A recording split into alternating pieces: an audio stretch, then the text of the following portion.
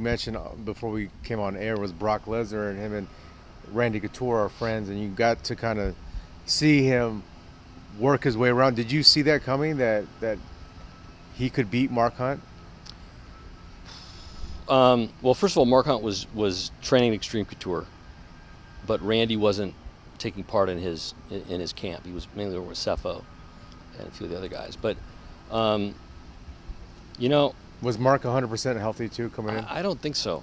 That's not what I heard. But I mean, because he said he was. I know Mark's a very polite and humble guy for a killer, right?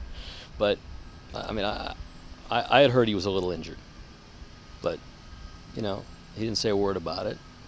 So, but I was surprised at how smart Brock fought.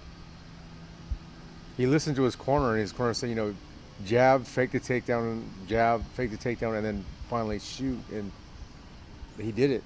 He did it. Yeah. He's a great wrestler. He's a freak of nature. Because you've been up with him in his in Minnesota. Yeah. Well, that was a few years ago. While Randy was still active, Brock invited him to come up, and so we went up for it was like 7 or 8 days, and Brock was great. He was, what a great host, Different. Totally. Just, still, watching him train, he's a freak of nature. Guy's just amazing, But it was fun, and so I think that was right before Carwin. And Randy was getting ready for James Toney. That was right at the beginning of the James Toney camp. But it was fun. It was I got to see him do his cross training, his strength and conditioning. I saw a lot of wrestling stuff they were working on. Got to see Caprito, his jiu-jitsu guy, what they were working on, on the ground. And they incorporated Randy and all that stuff, and then and Brock, he was, at that time he was like a little kid every time Randy would say something or talk or give him a suggestion or something like that. And at the time the only thing that was really that seemed like an issue was that maybe Brock wasn't doing enough rounds. But other than that, he was great.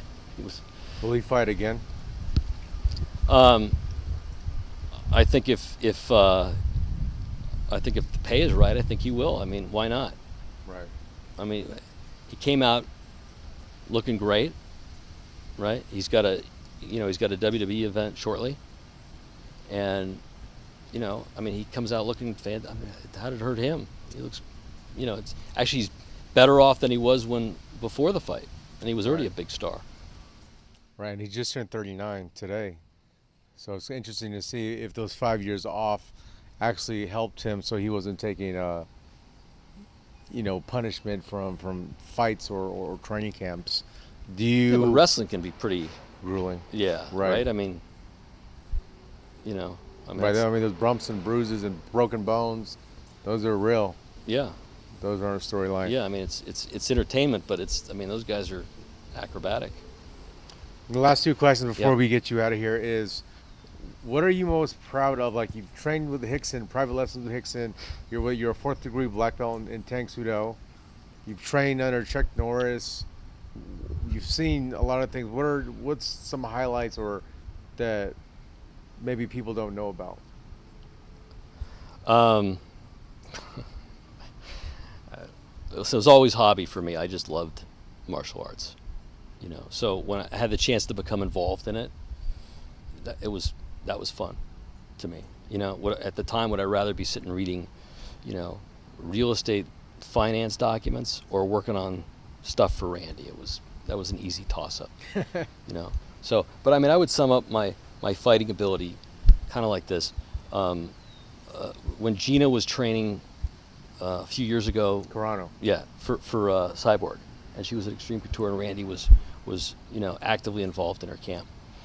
I came in and so she was doing her session, and I was one mat over, and I was working the pads with one of the guys from Extreme Couture, and she stopped because I never talk about that. this is a hobby for me. I'm not a fighter. Right. So she comes over and she says, Sam, you never told me that you know. I said, oh yeah, I do, you know. And she's like, well, what did you do exactly? And I said, well, I did this and that, like that. And then she looks at me and she says, you know, I got another headgear. Why don't you come on over? Right? Meaning to go like work with her and spar with her. And I looked at her and I said, the only way that I'm going to put that headgear on and spar with you is if you can catch me as I'm running out the door. And she looks at me and she looks at the door. And she was trying to figure out whether or not she could catch me. And I was going to run. Were you? I wouldn't want her hitting me. Right, right. And then last, where do you think MMA is going to be a year from now, 5 years, and 10 years? A year from now, it's probably going to be in a huge state of transition. I think the TV deal, I think where the UFC lands in terms of its TV deal. With Fox? Yeah. Whether they end up at Fox after all of this. Because as we know, you know, digital content is becoming more important than broadcast, you know, in a lot of ways. So I think part of it depends on where they land. I think also, you know, what the sort of internal and external chaos going on at Viacom, to see how much they're going to allow Viacom to spend on Bellator. You know, because I think if Scott has enough money, Coker. Yeah, then I think that, you know, he could acquire a lot of free agents, you know, who are going to ride out their contracts. I think the negotiations with fighters at some point will start changing a little bit. Hopefully, you know, I mean, because it's really gotten bad. I mean, it's not like it used to be, you know. And I mean, I negotiated with them, you know, on Randy's behalf, and you know, where we had a little bit of leverage, and we were able to negotiate a few things here and there, and that changed. Just to round up, Yep. 10 years down the road, what happens?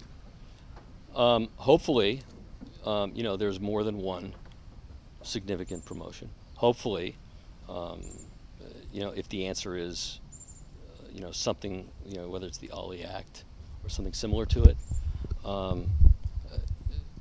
you know, to loosen up some of these contracts a little bit, make it a little easier to, and maybe, you know, and look, is boxing perfect?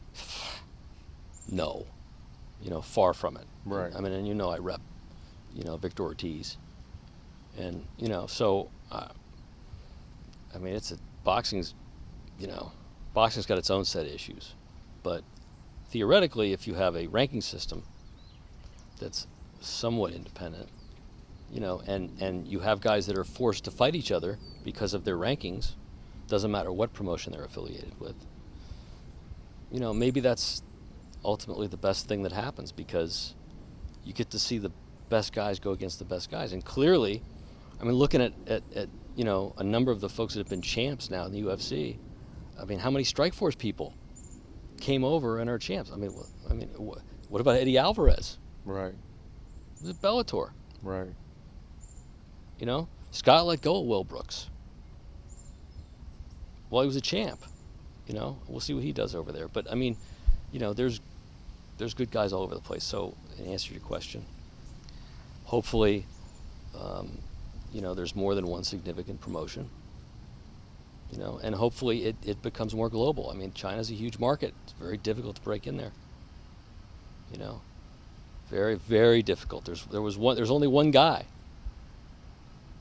in China that had the license to broadcast live. Right. There was only one guy. It was, you know, and he had a small little promotion. Wow. You know? I mean, China basically acts like the UFC, but with a navy. Well, we'll see if those things that will come to fruition. Sam Spira, we appreciate your time, and we know you don't do this often. No. And maybe one day you can do like a behind the scenes. Thank you so much for coming on. Thank you. It's good to see you.